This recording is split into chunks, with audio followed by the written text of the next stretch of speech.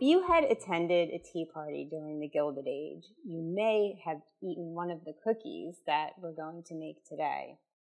Called Jumbles, they are one of the oldest cookies found in America in cookbooks throughout the region.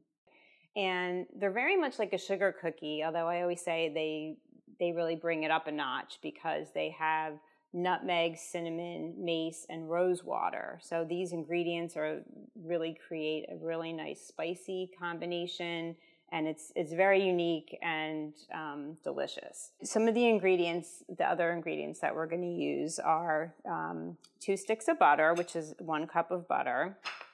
In addition to that, we're going to have 1 cup of sugar, 3 cups of flour, which are over here, 1 egg, and then a tablespoon of rose water. So rose water, and this is what it might look like if you find it in the store. There's different brands that sell it.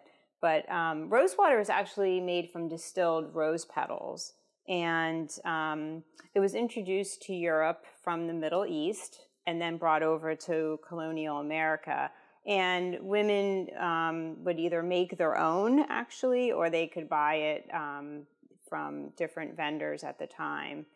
And you can get it today in the stores, like I said, under different brand names. And the other thing that the recipe is going to feature is 1 grated nutmeg. It's about 2 teaspoons is what the recipe calls for. And if you can find whole nutmeg, I highly recommend using freshly grated nutmeg, and I'll show you when we add that how you can grate it. And then as well as we have a teaspoon of mace. Now mace is so nutmeg comes from the fruit of the nutmeg tree. And so this is the seed. And then there's leaves, sometimes they're called blades of mace that surround it like this. And those are ground to a really fine powder, which is what you can find in the store. And the two play off of each other in a really nice taste combination. The mace is similar in taste, the flavor to the nutmeg. It just is a little bit more delicate. So it really adds an interesting component to this recipe. And then we're also going to have half a teaspoon of cinnamon. So before you get started, you want to preheat your oven to 375, and then we're going to just get going with the ingredients. And so feel free to mix this, by hand with a wooden spoon, as they would have done back in the 18th or 19th century. But since I have a mixer and I like to use it, that's what I'm going to show you today. And so feel free to do whatever is easiest for you. So first we're going to cream the butter and sugar together. So like I said, it's a cup of sugar and 2 sticks of butter. So we're going to do that first.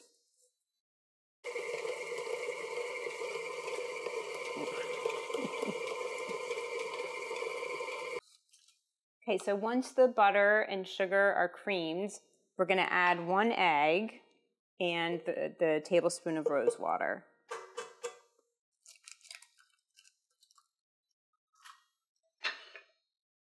And here's the tablespoon of rose water.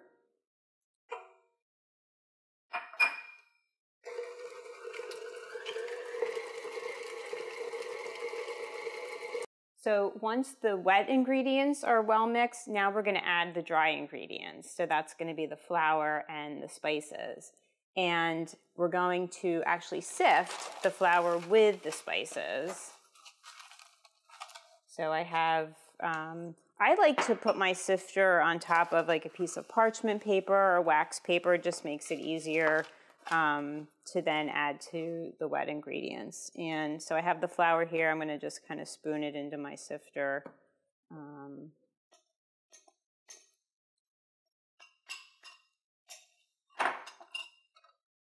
then here's the spices. And I wanted to show you what I mentioned about grating a nutmeg. So this is what the whole nutmeg would look like. And then you just kind of take it against, this is actually specifically a nutmeg grater, but you can use any kind of fine grater to grate the nutmeg. And you just go like this.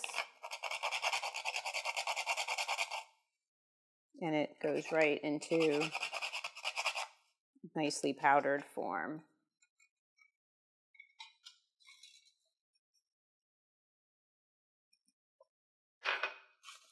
And then we just sift them away, sift the dry ingredients. And since they're all right here on the paper, then we can just add them over here to the mixer.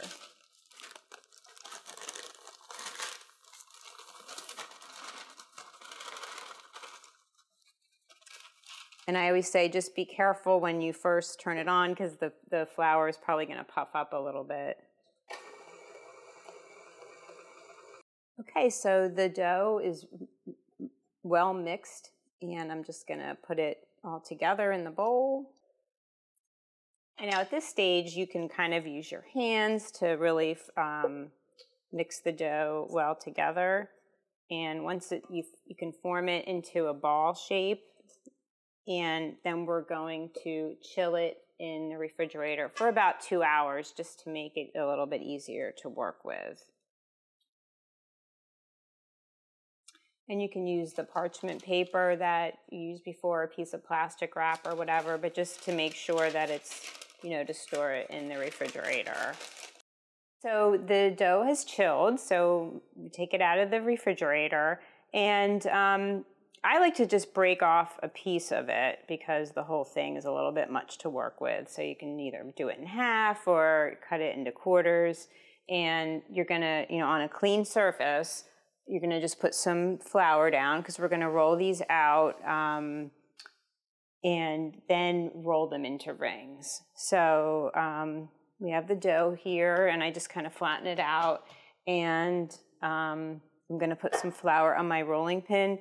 And so this, I actually have this little sleeve for my rolling pin. I just like to, it doesn't stick as much to the dough, and it really works well for me. But whatever works for you, whatever kind of rolling pin you have is fine.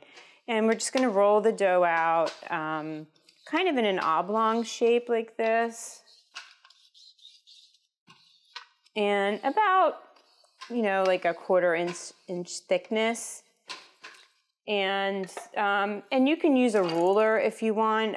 I say to roll them into pieces about 1 inch by 8 inches so that we can then roll them into rings.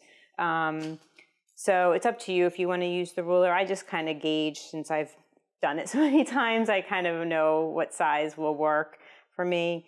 And then you just kind of cut it into strips here, and then take a piece of the dough, and really however works for you to roll these into rings is fine. I like to roll the dough in between my hands like this, and then kind of put the ends together like that to form a ring. And then we're going to put it on a parchment paper lined baking sheet. Another method that people like to do is, again, you can roll it and just kind of roll it on the counter here with between your hands. That's why it helps for the dough to be a little bit chilled, because your hands are going to be warm. So working with the dough, just a little chilled is helpful. And then you can roll it like this too. So whatever works for you, whatever you find is the best method. There isn't really any one that's better, but however. On the counter, it does seem to be a little bit not, it's a little smoother, I guess is what you could say. Okay, so we have the cookies all ready to go on the baking sheet. And so they're going to go into a 375-degree oven for about 10 to 12 minutes. Okay, so the Jumbles came out of the oven. They're nice and crisp. They don't get really brown like you might think of like as a sugar cookie, but they are done. You can just tell by the touch. And when they come out, you want to just sprinkle some just regular granulated sugar on. I do it while they're still on the tray here, the baking sheet. Just adds a little extra oomph. And then when they're cool, totally cool, then you can transfer them to a baking sheet. and enjoy. They really are a delicious cookie, and I hope you have fun making them. Thank you.